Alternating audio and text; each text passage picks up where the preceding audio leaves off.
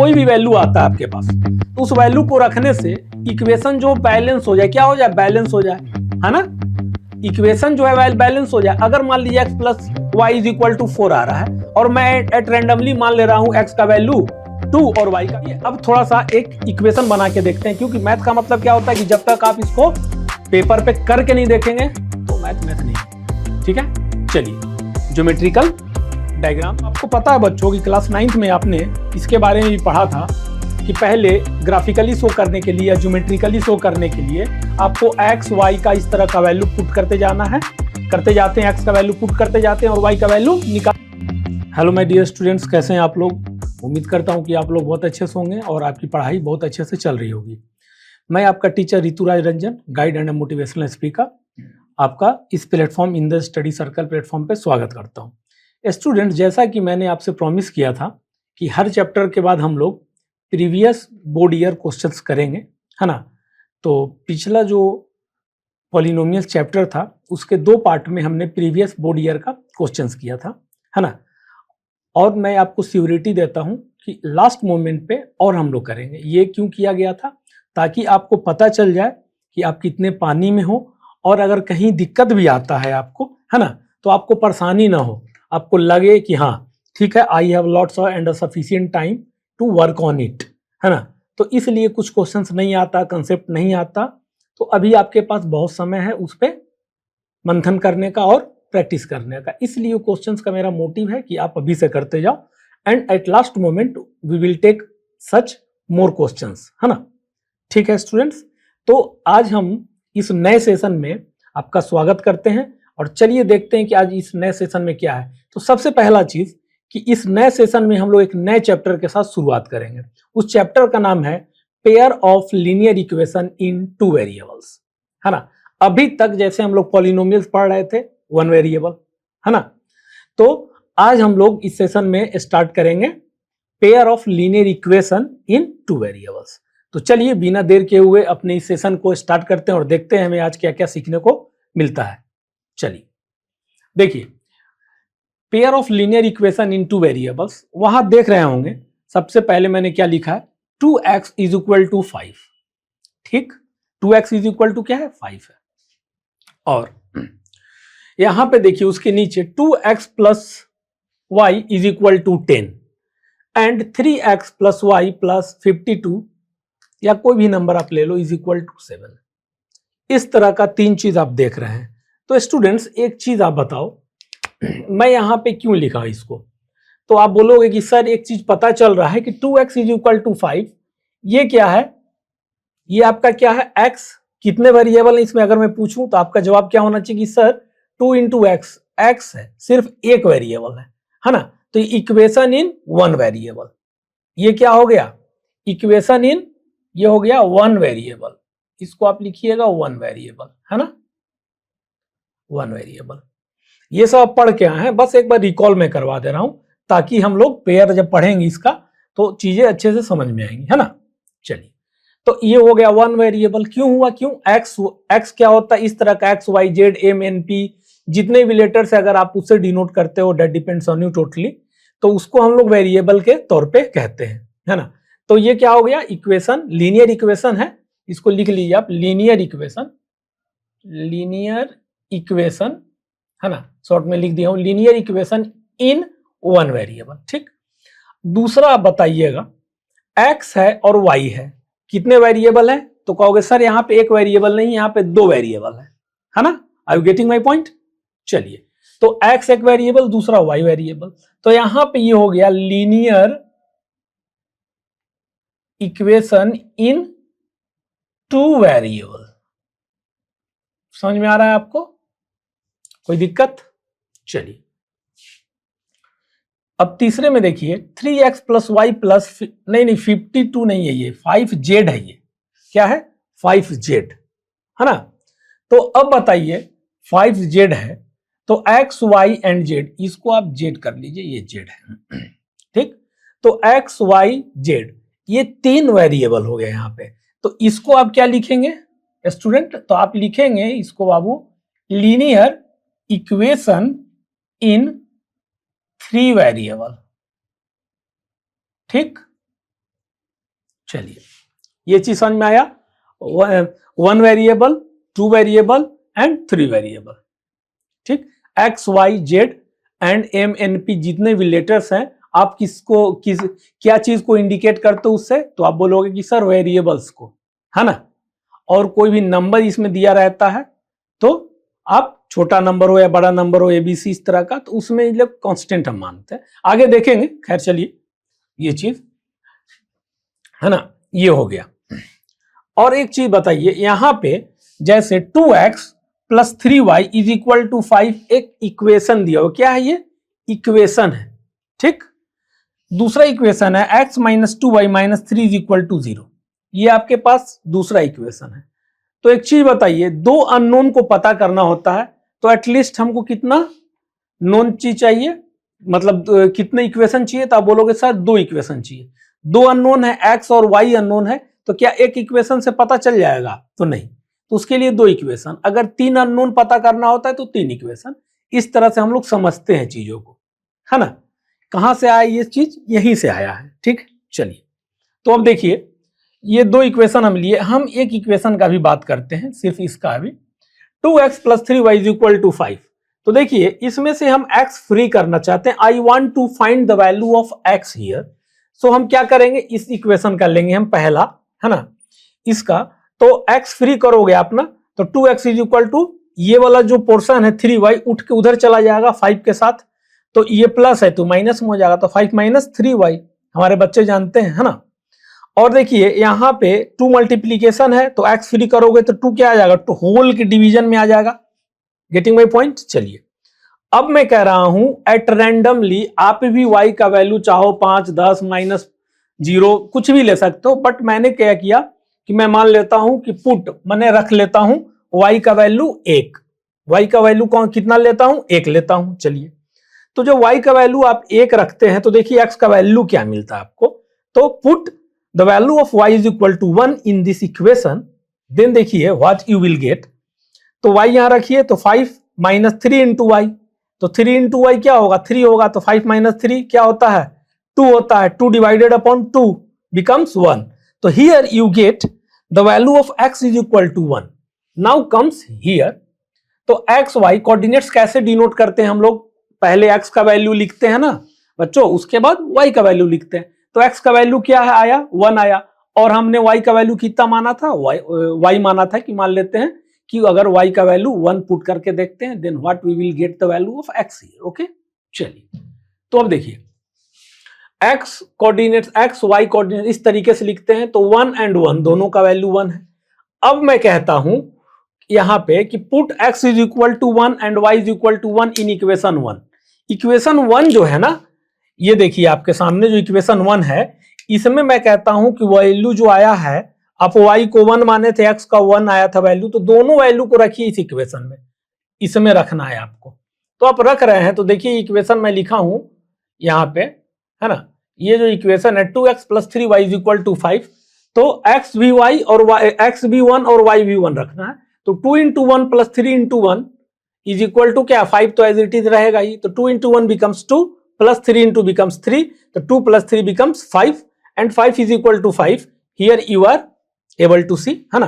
तो इससे देखिए आपको क्या मिला, LHS 5 जो है 5 के बराबर आ रहा है, LHS is equal to RHS आ रहा है ना, आ रहा है। जो वैल्यू को मैंने एट रैंडमली मान के रखा था, तो वो वैल्यू मैंने पुट किया वापस इस इक्वेशन में, y का वैल्यू 1 मान लिया था, तो x का वैल्यू भी 1 आ गया था। तो मैंने क्या किया कि मैं देखना चाहता हूं कि क्या होता है आगे, है ना।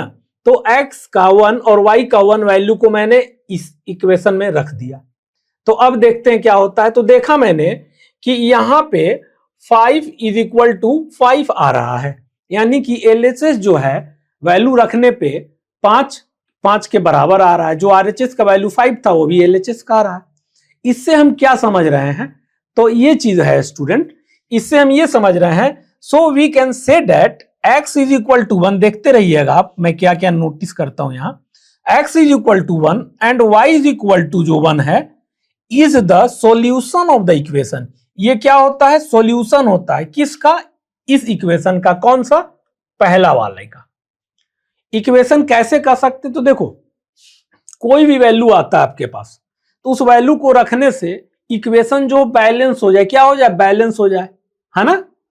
इक्वेशन जो है बैलेंस हो जाए। अगर मान लीजिए x plus y is equal to 4 आ रहा है और मैं एट रैंडमली मान ले रहा हूं x का वैल्यू 2 और y का भी 2, तो मैं कह सकता हूं कि x प्लस वाई यानी 2 plus 2 is equal to 4, LHS is equal to RHS, है ना। तो वैल्यू जो भी आ रहा है ना, वो वैल्यू अगर इक्वल आता है तो मैं कह सकता हूं कि ये वैल्यू जो है सॉल्यूशन है। क्यों? क्योंकि ये बराबर आ जा रहा है, इक्वेशन को क्या कर दे रहा है, बैलेंस। LHS RHS के बराबर आ जा रहा है। Are you getting my point? RHS LHS जो है RHS के बराबर आ जा रहा है ना।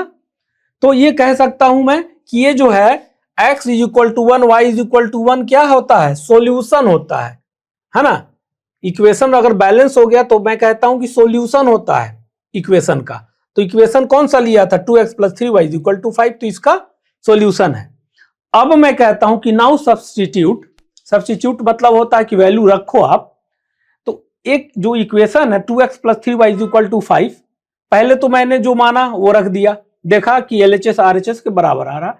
अब मैं कहता हूं कि आप रख दो y का वैल्यू, यहां पे देखिए, now substitute x is equal to 1, x का वैल्यू 1 रख दीजिए आप और y का वैल्यू 8 रख दीजिए। तो रखिए 2x plus 3y is equal to 5 है ना, तो 2 इंटू एक्स क्या है, रखना है 1 रखना है, 1 रख दिया।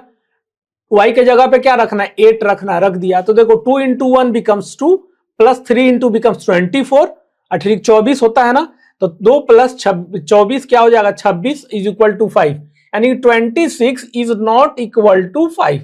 क्या 26 5 के बराबर होता है क्या? तो आप बोलोगे बिल्कुल नहीं सर, नहीं होता है। LHS RHS के बराबर आया, नहीं आया। मतलब अगर ये वैल्यू रखते हो आप तो इक्वेशन बैलेंस नहीं हो रहा है। इक्वेशन क्या हो रहा है, बैलेंस नहीं हो रहा है, LHS RHS के बराबर नहीं आ रहा है। तो इससे हम क्या रिजल्ट निकालते हैं, क्योंकि सर इससे हम ये रिजल्ट निकालेंगे कि hence we can say that, हम कह सकते हैं कि x इज इक्वल टू जो वैल्यू 1 आपने माना और रखा, y is equal to 8 value आपने रखा, वो क्या है, सॉल्यूशन नहीं है। इसमें क्या है, नॉट द सॉल्यूशन, है ना। कीवर्ड है ये सब, ध्यान रखिएगा, नॉट द सॉल्यूशन, सॉल्यूशन नहीं है, हल नहीं है। किसका नहीं है? तो आप बोलोगे सर इस इक्वेशन का 2x plus 3y is equal to 5 का नहीं है ना। अगर कोई और इक्वेशन होता उस तरह से तो उसका नहीं होता, समझ रहे हो ना आप। तो यानी कि पहले में तो हमने y का 1 रखा तो x का वैल्यू 1 आया, तो एट रैंडमली मान लीजिए आप कुछ भी रख सकते हैं, तो या तो इक्वेशन बैलेंस हो जाएगा आपका वैल्यू रखने से, या तो नहीं होगा। अगर इक्वेशन बैलेंस हो जाता है मींस LHS बिकम्स RHS, तो now you can say that कि जो वैल्यू मैंने पुट किया है, जो मैंने माना है, जो लिया है, वो क्या है, सॉल्यूशन है इक्वेशन का, है ना। क्यों है सॉल्यूशन, बार बार वही चीज आ रहा है कि इक्वेशन बैलेंस हो जा रहा है, LHS RHS के बराबर हो जा रहा है, इसलिए है सॉल्यूशन। यदि आप कोई ऐसा वैल्यू रख देते हैं कि LHS RHS के बराबर नहीं आता है, अगर नहीं आता है तो आप सीधे कह देंगे कि जो मैंने वैल्यू रखा, जो माना था, वो इस इक्वेशन का सॉल्यूशन नहीं है। Are you getting my point? ये चीज था। तो यहां पे कह दिया आपने कि सॉल्यूशन नहीं है इस इक्वेशन का, ठीक। ये तो हुआ रिप्रेजेंटेशन मैथमेटिकली, है ना। सभी मैथमेटिकली है, बट मैथमेटिकली में थोड़ा बहुत क्या होता है कि अब इसमें ज्योमेट्रिकली पोर्शन भी आएगा, है ना। तो मैथमेटिकली आपने देख लिया। अब देखिए जो कि आप पहले क्लास में भी कर चुके हो, है ना। अब देखिए हम लोग समझेंगे ज्योमेट्रिकल मीनिंग। ज्योमेट्रिकल मीनिंग क्या होता है? Geometrical meaning it means that, देखिए इसका मतलब क्या हो, जो हमने अभी मैथमेटिकली किया ना, अब ज्योमेट्रिकली देखिए क्या है कि ज्योमेट्रिकली मतलब क्या होता है, ज्योमेट्री का यूज, ज्योमेट्री का मतलब इंस्ट्रूमेंट बॉक्स। देखिए रिलेट कीजिए चीजों को तो यू विल, है ना, restore for a long period of time. Geometry, geometrical, ये मैथमेटिकल रिप्रेजेंटेशन हुआ, वैल्यू फाइंड करना, पुट करना, है ना।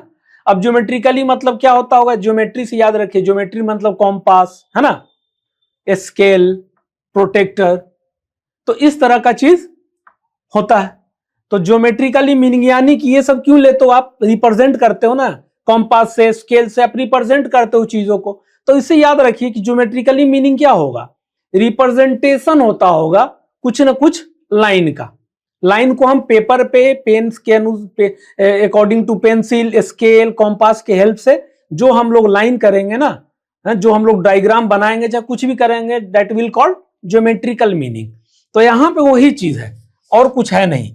Geometrically meaning it means that point 1 1 जो मैंने 1 1 लिया था ना, यहां पे देखिए 1 और 1 ये वाला जो लिया था 1 1 lies on the line line पे वो लाइज करता है ऑफ द इक्वेशन।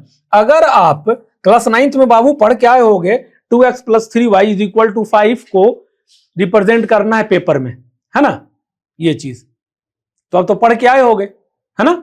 तो उस चीज के लिए आप क्या करोगे, 2x + 3y = 5। तो ये आप पढ़ के आए हैं, तो पढ़ के आए हैं तो एक चीज तो समझ में आ रहा होगा ना अच्छे से आपको कि सर अच्छा ये एक्स वाई का हम पेपर पे ग्राफ बनाते हैं तो उसके अनुसार हो रहा होगा। हाँ बिल्कुल उसके अनुसार हो रहा है ये, है ना।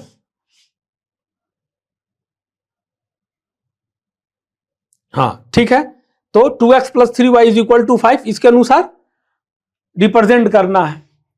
अब देखिए एंड द पॉइंट 17, अब बात कर रहा है पॉइंट 17 जो हमने सेकेंड में माना था, डज नॉट लाइक यू, क्योंकि जब वो सॉल्यूशन नहीं है ना, अगर सॉल्यूशन नहीं है तो पेपर पे ग्राफ आप उसका ड्रॉ नहीं कर पाओगे। सॉल्यूशन होगा यानी कि कहीं इंटरसेक्ट कर रहा होगा कोई, तो उसको आप पॉइंट पे दिखा सकते हो पेपर पे। अगर कोई इंटरसेक्ट नहीं कर रहा है यानी कि वो सॉल्यूशन नहीं होगा, इसका मतलब ये हुआ।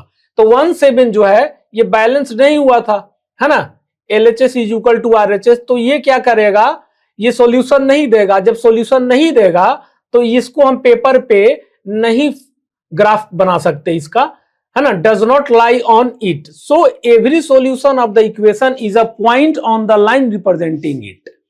इसलिए जो भी सॉल्यूशन होगा ना, जो भी सॉल्यूशन होगा, समझिएगा, जो भी सॉल्यूशन होगा वो इक्वेशन का एक पॉइंट जरूर होगा, रिप्रेजेंट करेगा पेपर पे। वही कह रहा है कि अगर lie on it every solution, जितना भी सॉल्यूशन आ रहा है, तो सॉल्यूशन आने के लिए क्या होना चाहिए, LHS RHS बराबर यानी कुछ वैल्यू आए, है ना। तो solution of the equation is a point. तो अगर सॉल्यूशन आता है तो एक पॉइंट देगा जो कि पेपर पे आप रिप्रेजेंट कर सकते हैं, लाइन पे आप रिप्रेजेंट कर सकते हैं उस चीज को। ठीक, चलिए अब ax + by + c, है ना।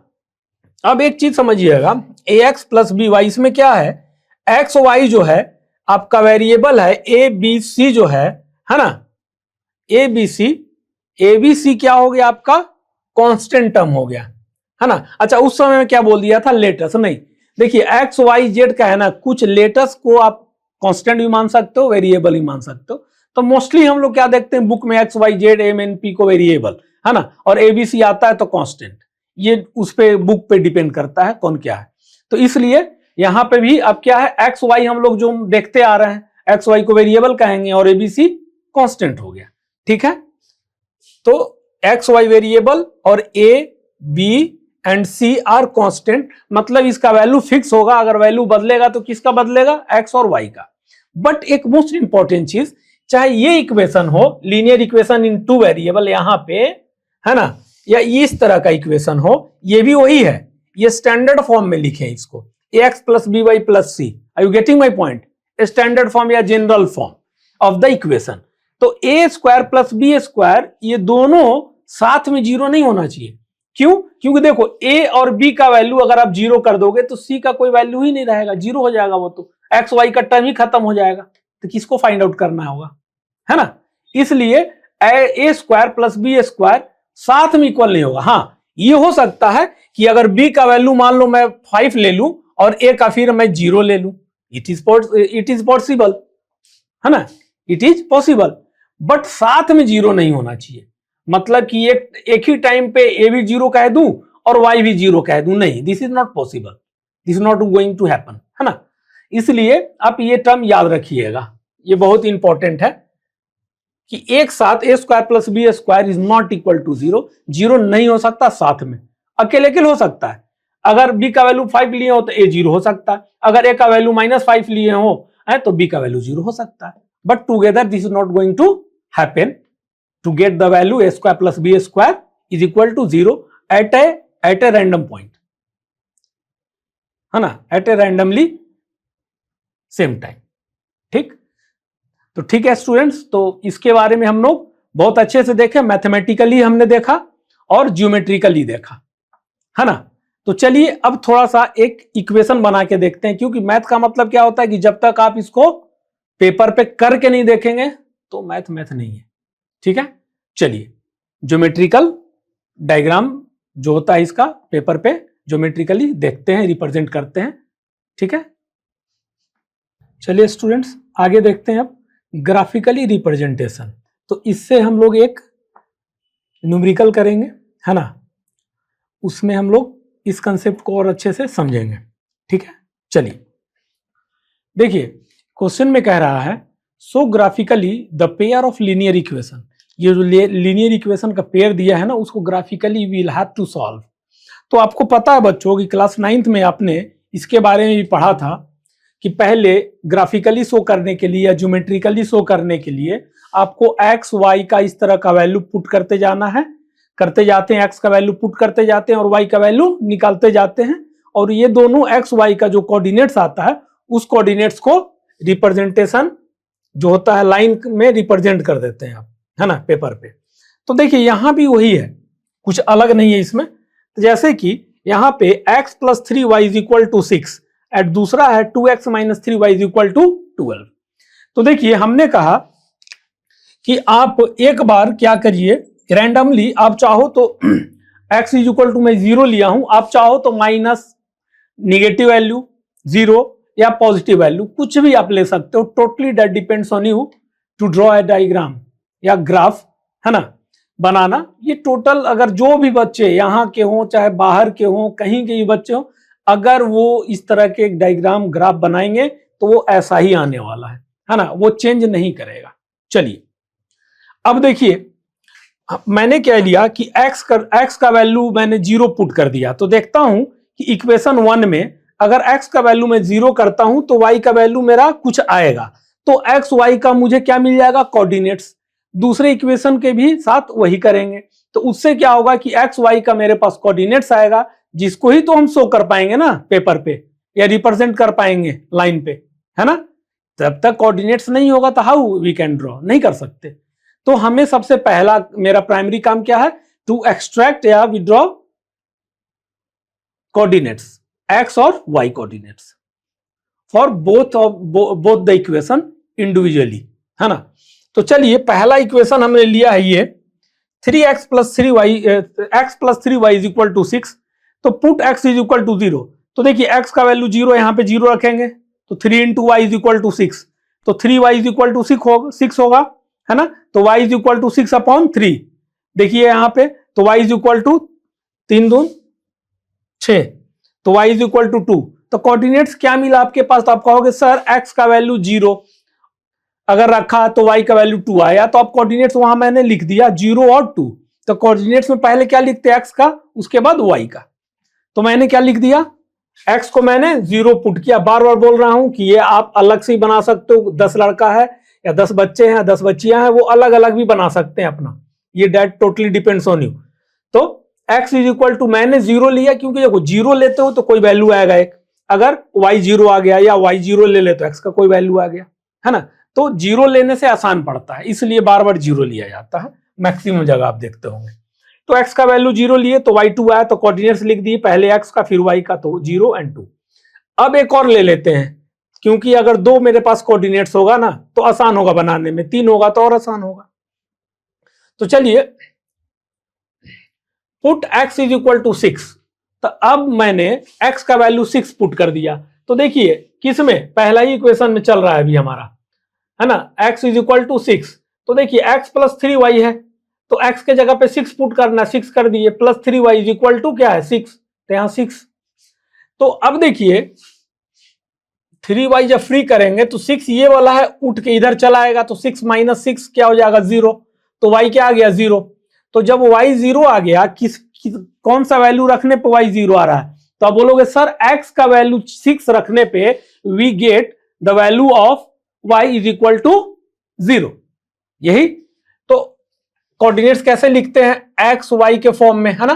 तो x का पहले कितना है, x कितना लिए थे आप वैल्यू, आपने पुट किया था 6 तो 6 लिख दो, तो y कितना आया था 6 वैल्यू पुट करने पे x का, तो y 0 आया था, तो 6 0 हो गया मेरा कोऑर्डिनेट दूसरा। ठीक, अब आते हैं हम एक इक्वेशन का दो कोऑर्डिनेट्स लेने से बन जाए क्या मेरा डायग्राम? नहीं बनेगा, कोई एक ही लीनियर ग्राफ बन पाएगा, है ना। बट हमें क्या करना है, दूसरा भी बनाना है, तभी तो हम पता कर पाएंगे कि ये सॉल्यूशन है या नहीं। अगर है तो कौन से पॉइंट पे है, अगर नहीं है तो नहीं होगा, है ना। तो चलिए अब देखिए दूसरे इक्वेशन को लेते हैं। क्या है मेरे पास दूसरा equation? 2x minus 3y is equal to 12। तो 2x minus 3y is equal to 12, तो x का वैल्यू फिर से मैं 0 ले लेता हूं, आसान पड़ता है मुझे। तो x इज इक्वल टू 0, तो 2 into 0 become 0, minus 3 into y is equal to 12। तो 3y क्या हो जाएगा आपके पास? देखिए 3y is equal to minus 12, है ना। 12 ये माइनस जो है इधर चला जाएगा, है ना, तो ये प्लस हो जाएगा, तो 3y क्या हो जाएगा? प्लस में हो जाएगा, और ये टर्म जो है माइनस हो जाएगा। देख लो ना आप, 3y है ना। तो इस साइन को मैं उधर लेके चला जाऊं, तो ऐसे अगर नहीं करोगे तो आप ऐसे यहीं रहने दो, इसको ऐसे मत करो, ठीक, यहीं पे साइन रहने दो माइनस का, ठीक। 0 हो गया ये, तो ये sign minus 3y is equal to 12, तो y इज इक्वल टू क्या आ जाएगा? -4। करके देख लो, माइनस टर्म नीचे आएगा तो नीचे को हम ऊपर कर सकते हैं ना। जैसे यहां पे ये आएगा क्या, y is equal to 12 minus 3, तो माइनस टर्म नीचे हुआ तो ऊपर भेज देते हैं, तो y इज इक्वल टू -4 आ गया कि नहीं आ गया, है ना। तो y इज इक्वल टू -4, तो x का वैल्यू 0 रखने पे y हमें क्या मिल रहा है? -4। तो हमारे पास कोऑर्डिनेट्स मिल गया, x y लिखते हैं, तो x का वैल्यू क्या है? हमने माना लिया था x का वैल्यू 0, तो y आया था -4, तो y तो 0 -4 मैंने लिख दिया। ये मिल गया मेरे पास दूसरे इक्वेशन का पहला कोऑर्डिनेट्स x y। अब दूसरा कोऑर्डिनेट्स भी चाहिए, तो तभी तो हम ग्राफ बना पाएंगे, है ना। तो पुट कर लेते हैं x इज इक्वल टू 3।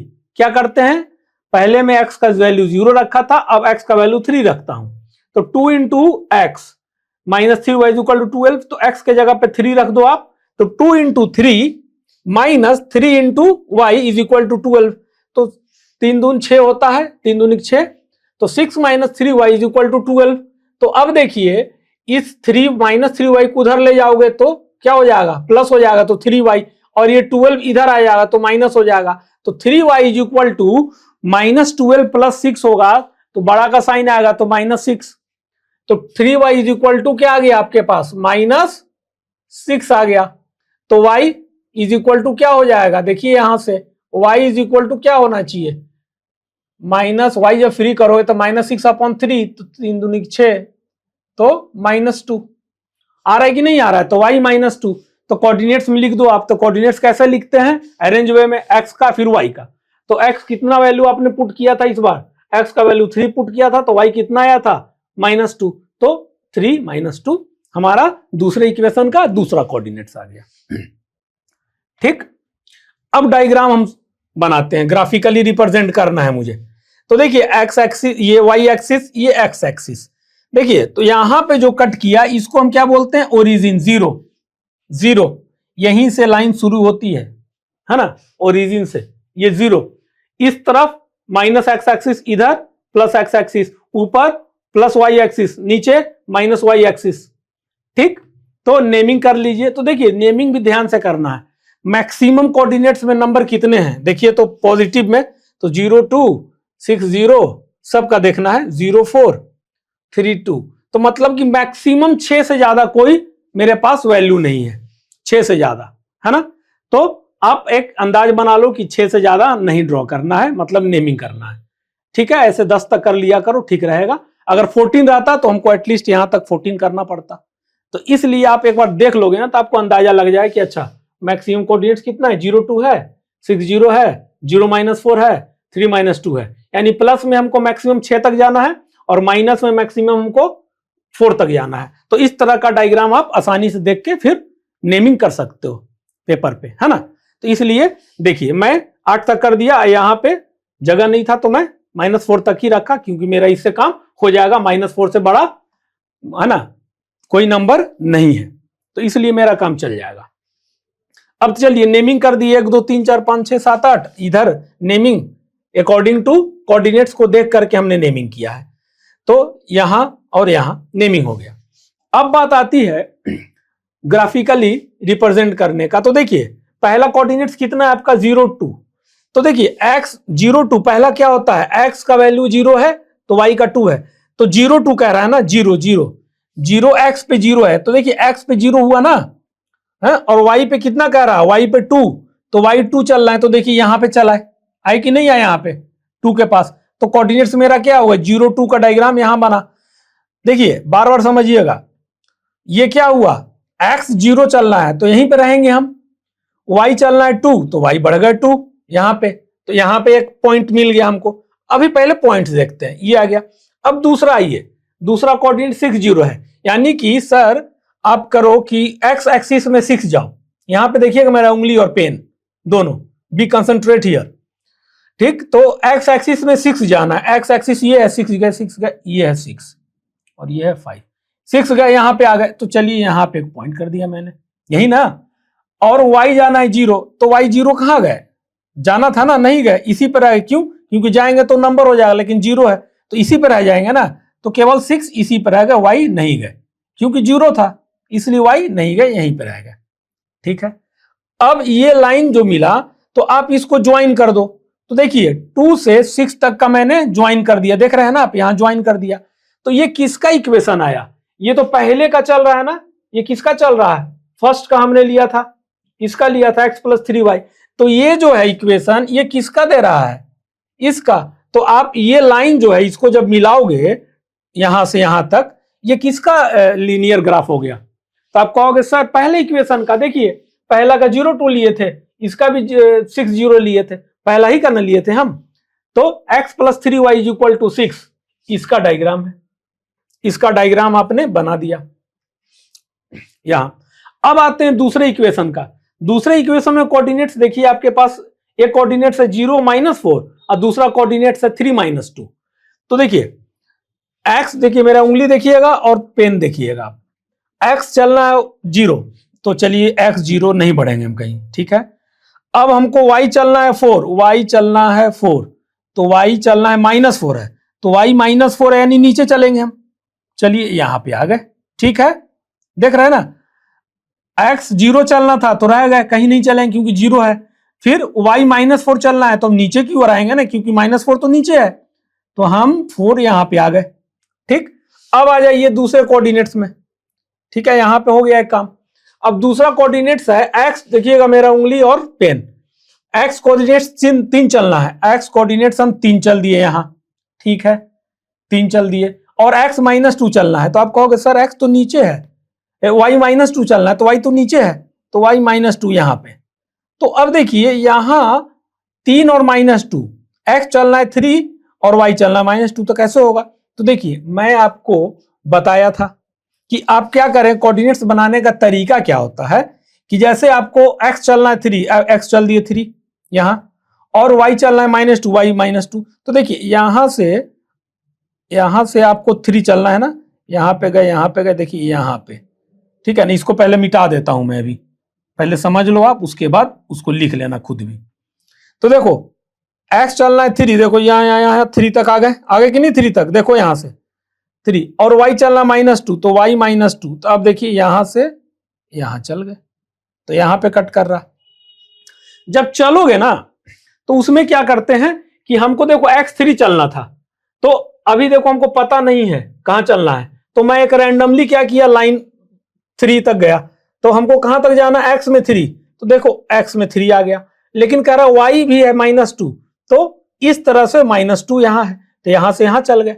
तो देखिए ग्राफ ड्रॉ करने का ही तरीका है, हम लोग क्या करते हैं, जहां चलना होता है ना, अब जैसे x3 चलना है तो यहां से यहां चलेंगे, यहां से अगर y समझिएगा x3 चलना था तो यहां से हम यहीं चल देते डायरेक्ट, लेकिन y 0 रहता तभी तो, लेकिन y -2 है इसीलिए इसको नीचे आ जाएंगे, चलेंगे 3 ही, लेकिन -2 पे आके देखो y है ये और ये है आपका x, तो हमको 3 चलना है, मतलब y में -2 से हमको 3 चलना है, -2 पे आ गए, फिर 3 चल दिए, तो ये दोनों को जब मिलाओगे तो यहां पे मिलेगा। अब देखो क्या करोगे, डायग्राम को आप ज्वाइन कर दोगे, दिस दिस एंड दिस। तो ज्वाइन करके आपने क्या देखा कि ये इक्वेशन यहां मिल गया। तो ये कोऑर्डिनेट्स किसका आया, तो आप कहोगे सर 3 का और -2 का, है ना। समझे बात, यही मेन पॉइंट था इसका समझने का, और आप क्लास 9th में ये चीज समझ के आए हो। क्यों, क्योंकि अगर 3 0 रहता तो मैं यहां से देखो x 3 चलना रहता और y 0 रहता, तो x में 3 यहीं चल देता, y 0 है यहां चल देता, है ना। बट y हमको -2 भी तो चलना है, तो इसलिए -2 पे आएंगे फिर 3 चलेंगे। तो माइनस देखिए यहां से आप आए -2 पे, आए ना यहाँ पे -2 पे, और फिर -2 से 3 चल देना है। तो ये डिस्टेंस भी तो इतना ही हुआ ना 3, तो यहां से यहां चल दो, चाहे यहां से यहां चल दो, है ना। तो ये हो गया। तो इस तरह से आप समझोगे, क्लास 9th में आपने करके आया है और मैं भी बहुत अच्छे से आपको बता दिया। तो स्टूडेंट्स आपने देखा ग्राफिकली रिप्रेजेंट हमने कैसे किया इसको, ठीक है। तो देखिए आज का हमारा टॉपिक क्या को, और यहाँ पे देखिए सबसे बड़ा चीज यहाँ पे कंफ्यूजन नहीं होना चाहिए, क्लास 9th में पढ़े और मैं भी बहुत अच्छे से समझा दिया, है ना। तो आप इसको रिवीजन करोगे, एक बार खुद से प्रैक्टिस करोगे तो और क्लियर हो जाएगा। तो स्टूडेंट्स देखिए आज हमने 2 टॉपिक देखा, है ना। तो पहला जो हमने नया चैप्टर में अपना सेशन में आज कंप्लीट किया, क्या, pair of linear equation in 2 variables को हमने मैथमेटिकली समझा, ज्योमेट्रिकली समझा, और ज्योमेट्रिकली कहो या ग्राफिकली कहो दोनों। तो ये 2 टॉपिक हमने आज कंप्लीट किया। तो ठीक है स्टूडेंट्स, आज का हमारा सेशन कंप्लीट होता है और इसमें इतना ही। Do your practice as you can, और जो भी नए बच्चे जुड़े हो लिंक जो है डिस्क्रिप्शन बॉक्स में दिया गया है, जाइए और एक इंटीग्रेटेड वे में स्टडी कीजिए, तब यहां तक आइए, then you will enjoy the lectures. ठीक है स्टूडेंट, तब तक के लिए आप अपना ध्यान दीजिए और खुद पढ़ाई पे फोकस कीजिए। ठीक है स्टूडेंट्स, चलिए meet you soon in the next lecture. Thank you.